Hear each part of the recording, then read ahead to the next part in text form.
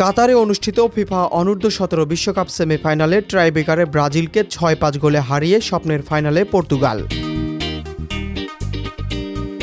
ম্যাচের শুরুতেই একাধিক সুযোগ নষ্ট করে ব্রাজিল। অ্যাঞ্জেলো কান্দিরোর শট গোলবার ঘেঁষে যায়। অন্যদিকে আনিসিও কাব্রালো সুযোগ কাজে লাগাতে পারেননি। 20তম মিনিটে ব্রাজিলিয়ান ডেলের নেওয়া শট রুখে দেন পর্তুগিজ গোলকিপার রোমারিও কুনহা।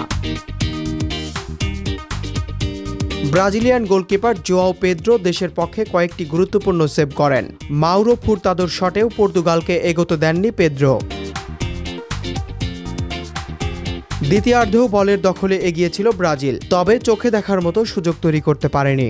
এরপর দলের শক্তিশালী প্রচেষ্টায় পর্তুগালও কিছু সুযোগ পায়। সান্তিয়াগো ভার্দির জোরালো শট গোলবারের পাশ দিয়ে যায়। ইনাসিওর বক্সের বাইরে থেকে নেওয়া শট ধরে ফেলেন ব্রাজিলিয়ান গোলকিপার পেদ্রো। পুরো 90 মিনিটের খেলা গোলশূন্য থাকার পর অতিরিক্ত সময় না থাকায় খেলা পেনাল্টি শুটআউটে নেওয়ার ঘোষণা দেন রেফারি।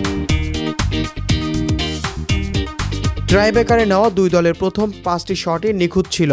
এরপর শুরু হয় নাটকীয়তা। পর্তুগালের গোলরক্ষক রোমারিও কুনহা নিজ শটে গোল করতে ব্যর্থ হন, কিন্তু গোলপোস্টে ফিরে এসে ব্রাজিলের রুয়ান পাবলোর শট দারুণভাবে ঠেকিয়ে দলকে ম্যাচে টিকিয়ে রাখেন। এরপর সাডেন ডেথে পর্তুগাল গোল করে এগিয়ে যায়, আর ব্রাজিলের অ্যাঞ্জেলো শট উড়িয়ে মেরে বসেন।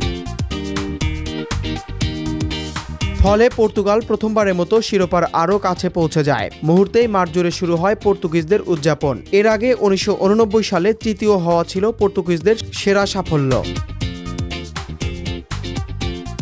ফাইনালে 27 নভেম্বর পর্তুগালের মুখোমুখি হবে অস্ট্রিয়া। অস্ট্রিয়ানরা ইতালিকে 2-0 গোলে হারিয়ে ফাইনালে উঠেছে। তৃতীয় স্থান নির্ধারণী ম্যাচে ব্রাজিলের প্রতিপক্ষ ইতালি। 5টি শিরোপা জয়ের রেকর্ডধারী নাইজেরিয়াকে ছুঁতে ব্রাজিলকে অপেক্ষা করতে হবে 2026 সাল বিশ্বকাপ পর্যন্ত।